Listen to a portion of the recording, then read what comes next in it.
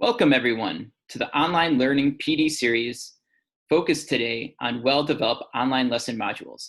My name is Rory Dippold and I'm the MYP coordinator, and in collaboration with Jen Santiago, the Director of Equity and Excellence, we'd like to present this module to you.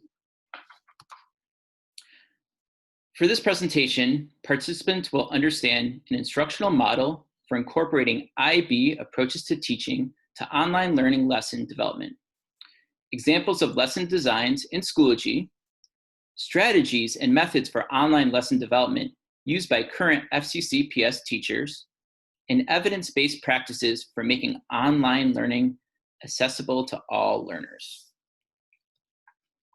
Before this module begins, take a moment to reflect on your experiences of online teaching in the spring. What worked well? What are some areas of growth? What are some lessons learned that you want to incorporate this upcoming year? If you are new to online learning or new to the division, you can think about these questions in regards to what you hope to do this fall.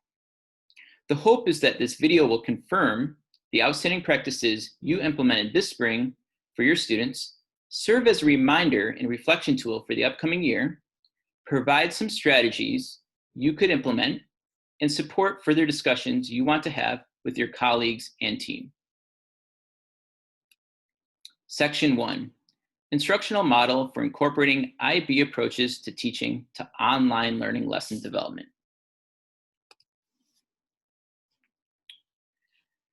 In this slide, you'll see a checklist of questions. Are my learning goals clear? Kid-friendly. How do I want my students to interact with the lesson? What can I learn about student understanding from the interaction? What do my students need? How do I seek feedback from them? Do I provide clear steps for students to independently complete the lesson, limiting the amount of platforms they need to use? That's really important because we want, again, make it very accessible. And then, is this lesson accessible and differentiated to all learners? Many of these questions are similar to face-to-face lesson planning that you would have, but some are specific to online lesson designs. Again, students are navigating independently, so it's important to think about these questions, and hopefully it'll serve as kind of a way to reflect on your lessons and unit planning for online learning. One instructional model that can be used to develop online learning experiences is the 5 E's instructional model by Roger Bybee. The 5 E's are engage, explore, explain, elaborate, and evaluate. While this model began in science instruction, it has been adapted to other disciplines. I selected this model because it is inquiry-based, which is a hallmark of the IB curriculum. In the table, I aligned the IB instructional practices, including provocation and approaches to teaching, to each of the 5 phases to help you see how IB connections can be made to your online lessons. The next few slides will explain the model. And as the approaches to teaching, those are the main principles that support the delivery of the IB programs. The first 2 phases are engage and explore, to hook the learner into wanting to learn more and or activate prior knowledge about the topic. PYP, this is known as the provocation. It could be used to facilitate the inquiry process and spark curiosity in the topic, triggering background knowledge, and it can also create wonderings on the topic. For MYP, this is the inquiry question that's at the beginning of a lesson or unit to frame student thinking and understanding around the topic. It could be factual, conceptual, or debatable. Lastly, this model also supports the focus on conceptual understanding, especially using key concepts, invites students to see connections, contradictions, alternative perspectives, and different ways of thinking. The third phase in the 5 E's are explain. This is where new content, concepts, and skills are introduced. Students make meaning with the new material in a variety of ways, including explaining their understanding. What this looks like in a classroom could be readings that you give students to do independently, mini lessons or direct instruction that could include direct instruction using Schoology Conference, QuickTime, which many teachers use already, which allows you to record your screen, voice, and more, Edpuzzle, engage students around your video content with questions and monitor their progress, Pear Deck, interactive presentation tool used to actively engage students in individual and social learning, including social emotional check-ins. This teachers can create these presentations using their Google Drive account. So many teachers already use these, but again, these are different options. And later this year, there'll be opportunities to dive deeper into this with other teachers or within your teams as well. The next phase is elaborate. This is where students are given the opportunity to practice and apply new knowledge and skills. This could include projects, independent work, online discussions that enhance and elaborate what the material, tech reviews like Quizlet, quizzes, and Kahoot, and then the Google Suite provides many opportunities as well. The connection to approaches to teaching is the focus on effective collaboration. Lastly, the fifth phase is evaluate, and that's informed by assessment. You're monitoring student progress and giving feedback throughout the lesson or unit. And evaluate is kind of where teachers evaluate students' progress and inform instruction. Again, this can look different depending on what your desired outcome is. But this could also include the summative assessments and other ways of seeing what students have understand at the end of the lesson or unit. And throughout this, there are opportunities to include differentiated instruction throughout this model. So obviously with any of these phases, you can adapt, modify, tweak as needed for your learners. While the 5 E's are for teachers to build learning and unit experiences, you can adapt to meet the needs of your course and lessons and include the approaches to teaching in many different ways. Section 2, examples of lesson design in Schoology. In this first example, the first example is a well-organized Schoology unit to inform students and parents of the unit plan. In this example, Lang and Lit 9 provides the major aspects of the MYP unit and the statement of inquiry. Statement of inquiry is at the top in bold. This is a great way for students to know what they're learning and to engage in the unit. Another example of something you could use in Schoology for your lesson design is a template to help students stay organized across classes and be clear about what is to be done for the lesson. Try to use simplified, kid-friendly language, as few links as possible to keep it simple and clear. And as a reminder, be clear about what, if anything, has to be submitted and when. You could also adapt this for your own online teacher lesson planning. There are some other templates in the supporting documents link on the portal as well. So in this example, you see that there's a lesson objective, an I can statement, and then the activity, and again, creating it in a checklist, and then the resources. And again, this is from Sarah Leahy. The third example is something specific for students. A way to organize a specific lesson for students is the example from 6th grade math. In this example, you would have the objective at the top, and then the specific learning experiences with hyperlinks to each of the slides. In this example, or on Schoology, for example, the bold slide numbers would actually be hyperlinks so students could click on it and then access that specific learning experience. I've provided the complete lesson in the supporting documents page, so you can see how they've developed this lesson as well. But looking at it, you can see how they have different learning experiences, starting out with number sense routine, then a little direct instruction, and then practice and independent problems. Next, the third section is strategies and methods for online lesson development used by current FCCPS teachers. In this video, you will hear from Claire Bornagel, Henderson math teacher, about adapting her lessons for online learning. So I really try to start with the idea of what do my lessons normally look like. So when I first approached it, I kind of laid out the, for math, it was the number sense routine, the lesson, the practice, and the guided practice, and then really letting them practice. So the overall original idea was I wanted to stay within that structure. And how do I present that the best way?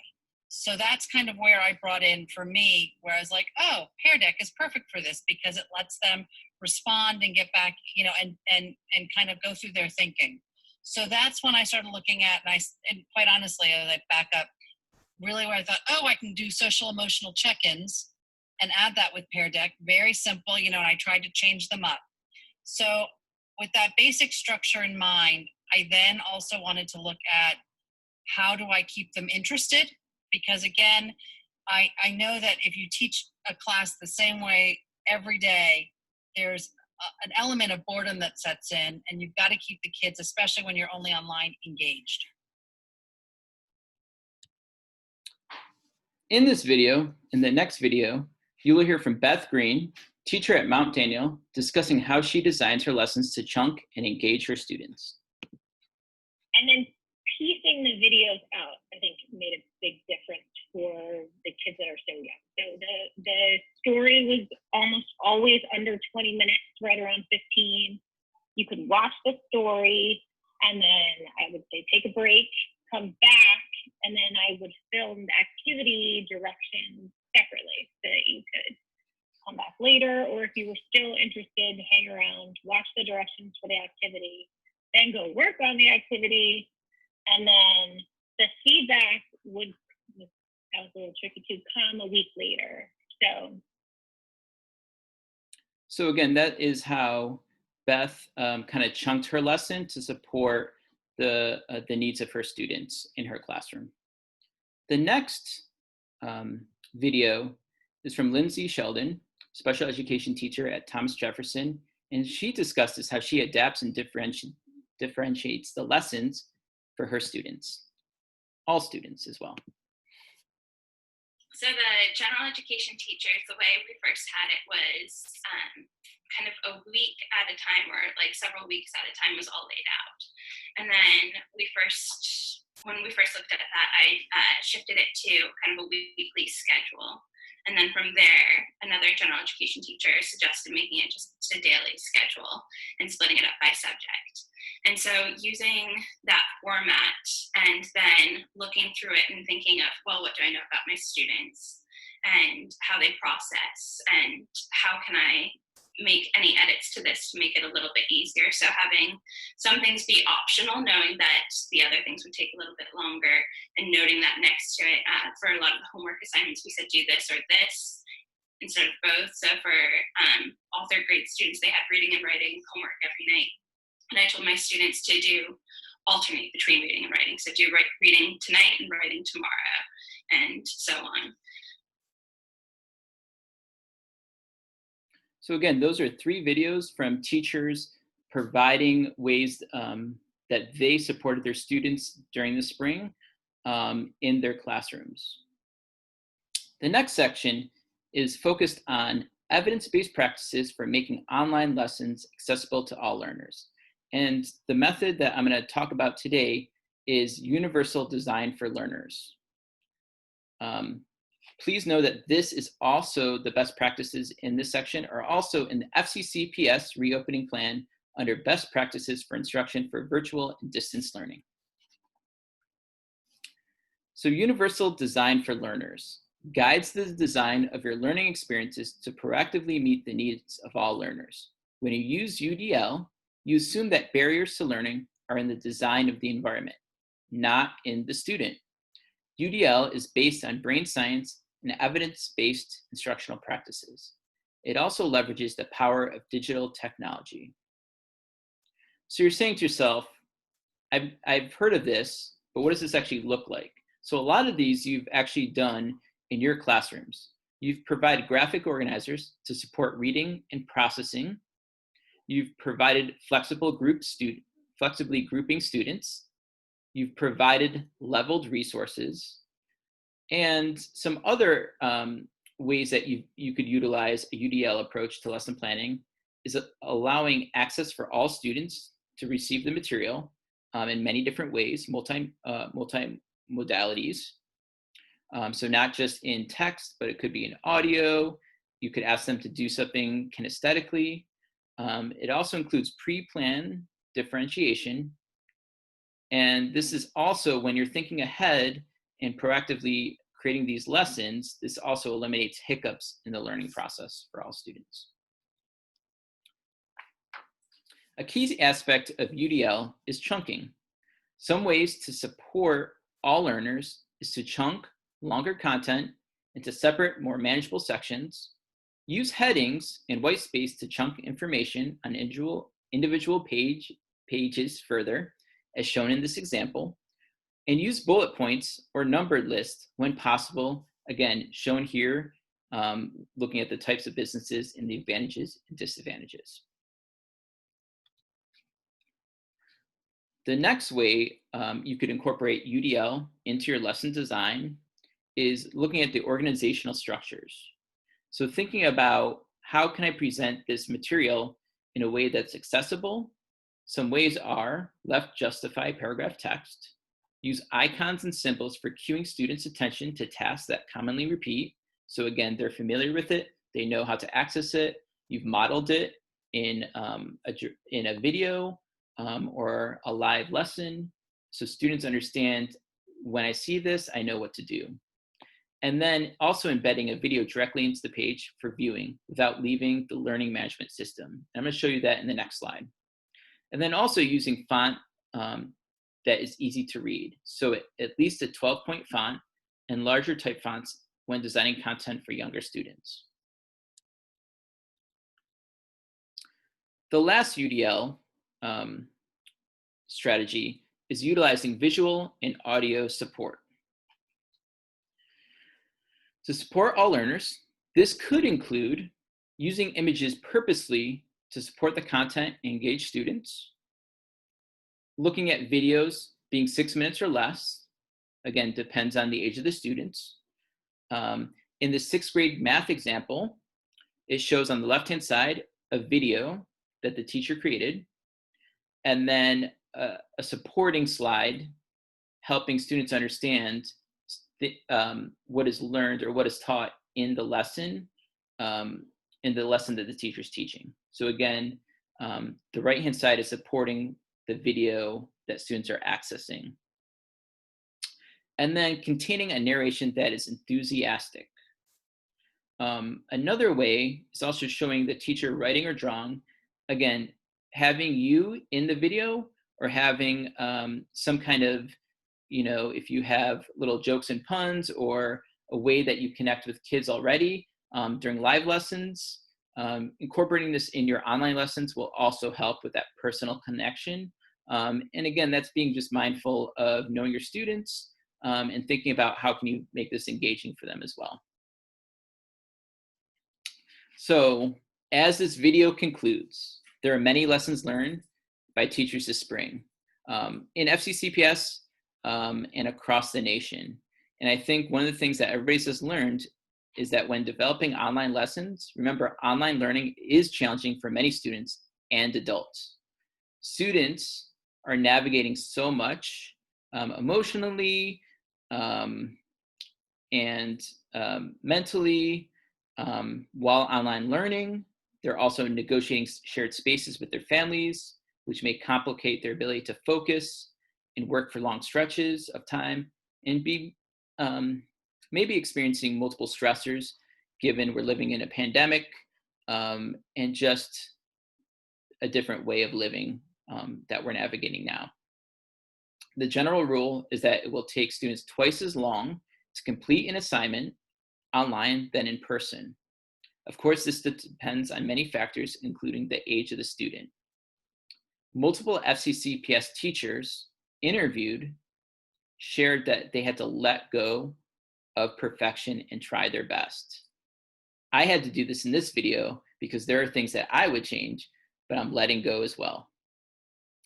They reflected that it humanized them to their students and kept a sense of humor and, again, that personal connection with students. In this video, you will hear Josh Singer, George Mason Individual and Societies teacher, discuss strategies to support online learning for teachers and students.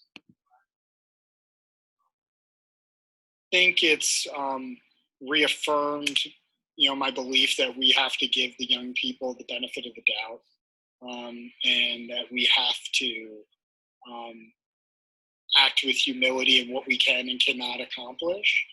And up on my wall in my classroom is a quote that I was always told I misattributed to Ted Kennedy that says, "Don't let the perfect be the enemy of the good." And that was something I really pushed myself to embrace in the delivery of instruction and the feedback. And that's something I allowed the students to kind of engage with as well. Not that we're throwing the standards and the expectations out the window, but that we're understanding at this time that we need to be considerate that there are greater matters at play. Well said by Josh. As we conclude this video, we are asking for an implementation commitment from all teachers, and we're asking you to commit to providing developmentally appropriate, consistent, synchronous, and asynchronous scheduled instruction using the Schoology learning platform tools. This was a short video, and there will be many more opportunities to dive deeper into a lot that was discussed here this upcoming year with teachers and in further PD opportunities.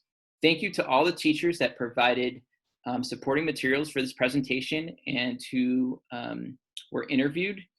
And I wish you the best this fall, and I look forward to seeing you in person. Thank you for your time.